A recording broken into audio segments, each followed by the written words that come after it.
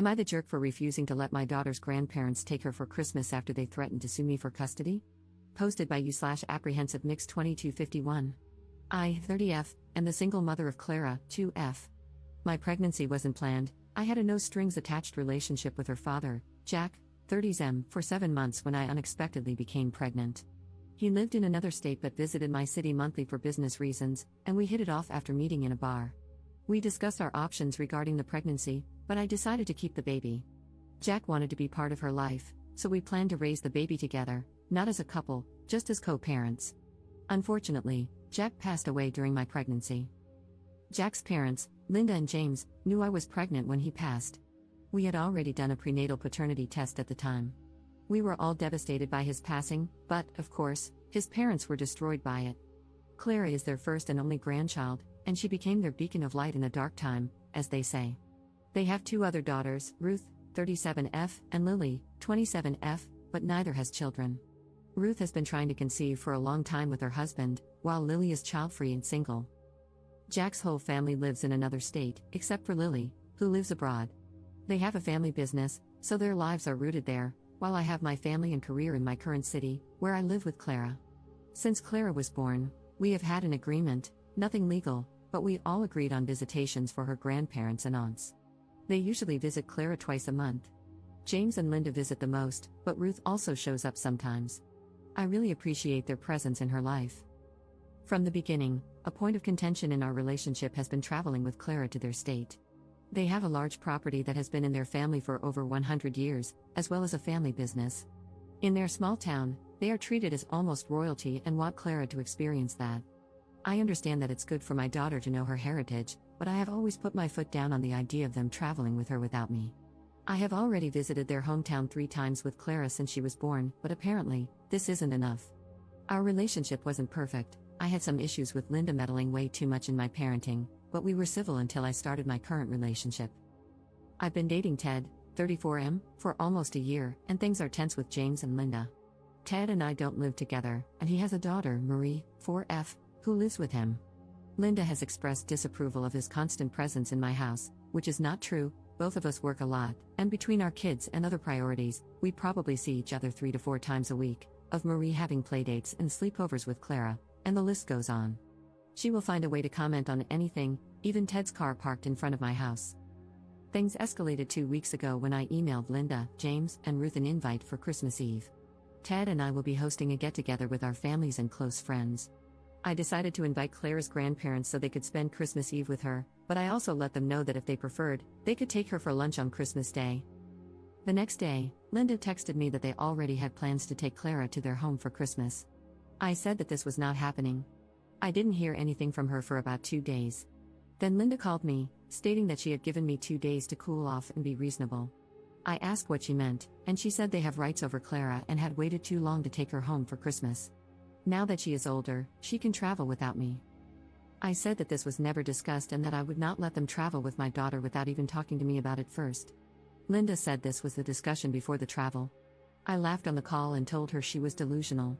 Things escalated quickly after that. I was accused of trying to replace Jack in Clara's life, and I also said some things that were a little cruel about Jack never even meeting Clara. After Linda hung up on me, James called and tried to reason with me. He let it slip that they had bought Clara's plane tickets 2 months ago without asking me first. I said there was no way I would let them walk all over me. James lost his temper and demanded that I apologize to Linda or we would go to court over this. I didn't back down and said they were the ones choosing to fight over this, not me. Well, after some time of silence from them, I was served with court papers. They are suing me for custody of Clara and claiming that I am unfit as a mother. I already have a lawyer whom I consulted before our fight over the phone.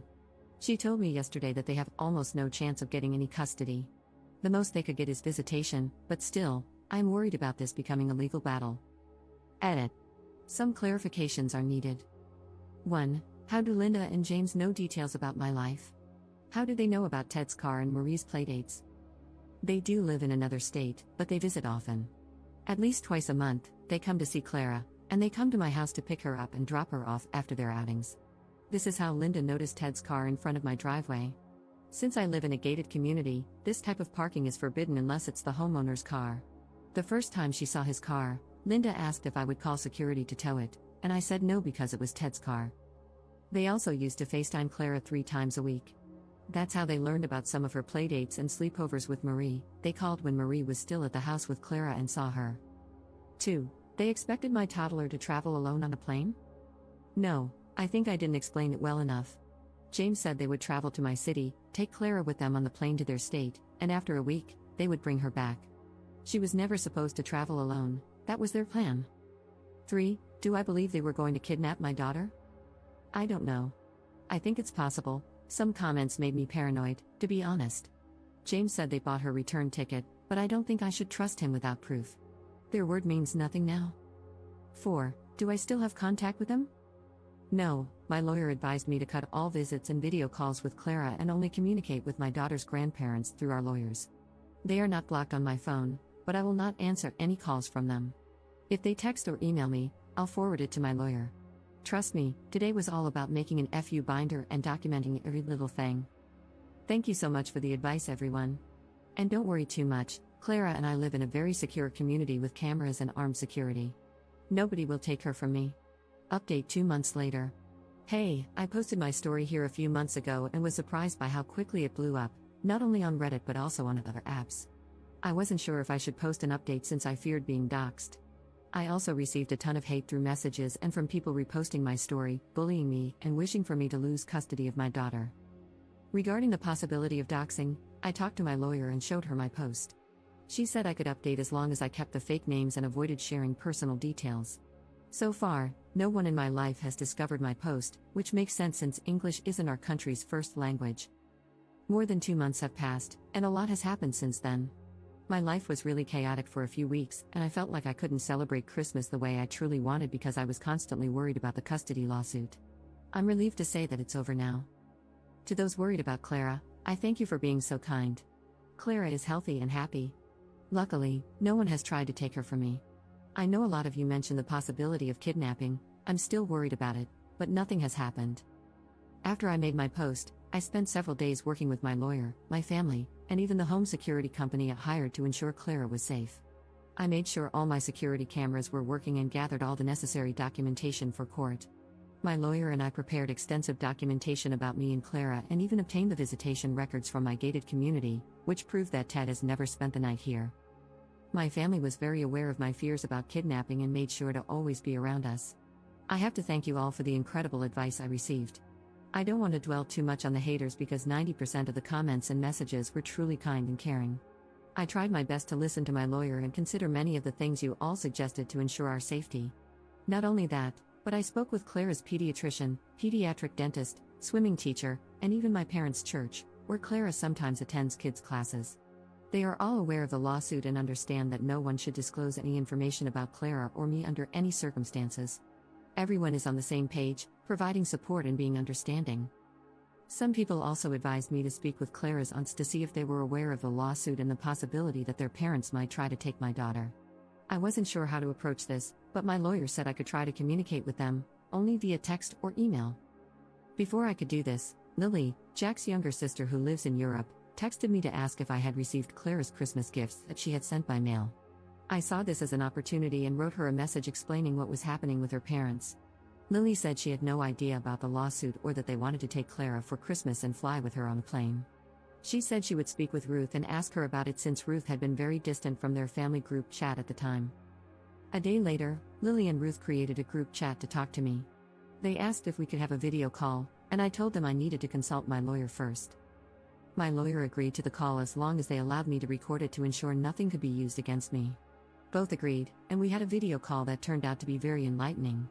Ruth apologized for being absent from our lives over the past few months. She had been dealing with many personal issues but had happy news to share. She had gone through her 3rd round of IVF, and was now about 22 weeks pregnant with her first child. She had kept everything quiet, only she and her husband, Sam, knew about the IVF process and pregnancy. She explained that this was because Linda had put too much pressure and stress on her during previous IVF attempts. Ruth had been distancing herself from anything that raised her anxiety levels, and her mother was a major source of that anxiety. Her pregnancy is great news, though it didn't surprise me since I knew she had been trying for a baby. I'm happy she was finally able to conceive. Here, I have to explain that Linda is what people call a boy mom. She never got along with her daughters. I had an inkling about this, But since I wasn't close to them, I had no idea how bad the relationship really was. They just seemed distant, and James appeared to be closer to their daughters. Ruth swore that she didn't know about the lawsuit until Lily called her the day before.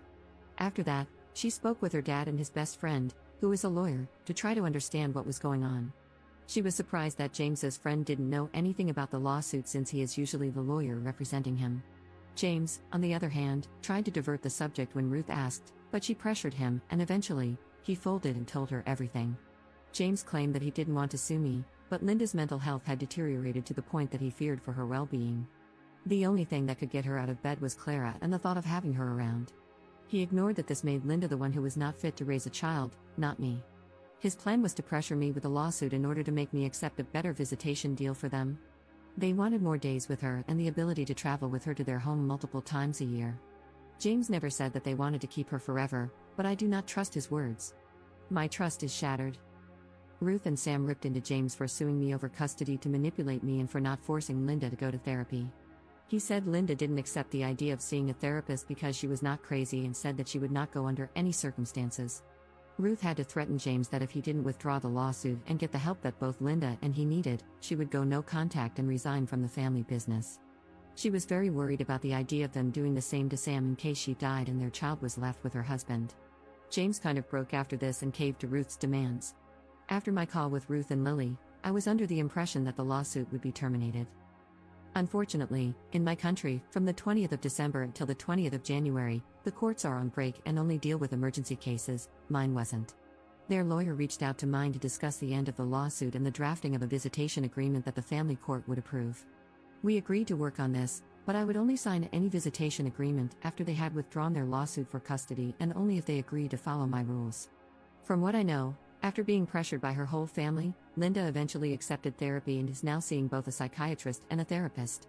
She was diagnosed with depression and PTSD related to Jack's death. I know this because my lawyer demanded that her doctors provide an evaluation of Linda's mental state as part of our legal agreement for me to accept a visitation deal with Clara's grandparents. I never said it here, but Jack's death was sudden and violent. He was a victim of a robbery. All of us were shocked by his passing, but Linda and James took the brunt of it. I always felt that they didn't mourn enough since they switched their attention to my pregnancy a few weeks after his passing, and I was right to think that. In our visitation agreement, I also demanded that both James and Linda go through grief counseling, to which they agreed to a number of sessions. James, Linda, and I are attending virtual family therapy for the first few months of our agreement to ensure we are in a healthy space to deal with our relationship and put Clara's well-being first. Regarding this, I have nothing to complain about. They accepted my terms pretty easily. They did try to fight against the idea of supervised visitation, but I had no reason to accept otherwise. Now they will visit Clara twice a month at a family center in my city. This is something my country has. It is a public building where matters related to the custody of minors and family issues regarding custody are handled. They have very good security there. Those visits will be supervised by a social worker who was assigned to our case by the judge who signed our visitation agreement. Regarding my fears of kidnapping, I have to say I didn't feel validated by my country's laws. My lawyer and I went to a police station and filed a report about the possible kidnapping. They didn't seem to take it seriously, and as of now, they will not press charges. At least there's paperwork documenting my concerns. James ended up sending my lawyer Clara's plane tickets to prove they had bought her 2 tickets and were not planning on staying with her. Since they have money, I don't think it would be hard for them to buy a return ticket, knowing they would not use it. So I still do not trust or believe them. I have no plans to let them visit Clara without supervision. Even their aunts know that if they want to see Clara, they will have to be supervised too. Everyone is accepting this for now, and the visit started a couple of weeks ago. Let's see what happens in the future. I also do not intend to travel to their state or city in the near future. I'm truly scared about the possibility of them using their power to take my daughter, so I will not make it easier for them. Thank you again for the help and well wishes.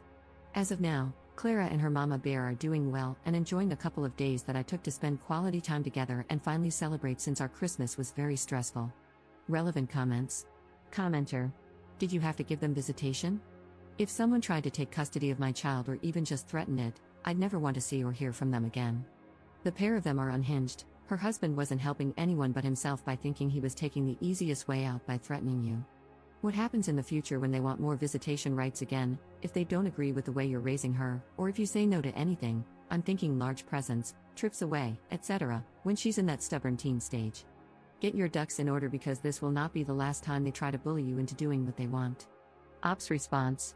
By my country's laws, grandparents have rights, especially in cases where their child is deceased, so if I let this go to family court, they would probably receive the same amount of visitation or more.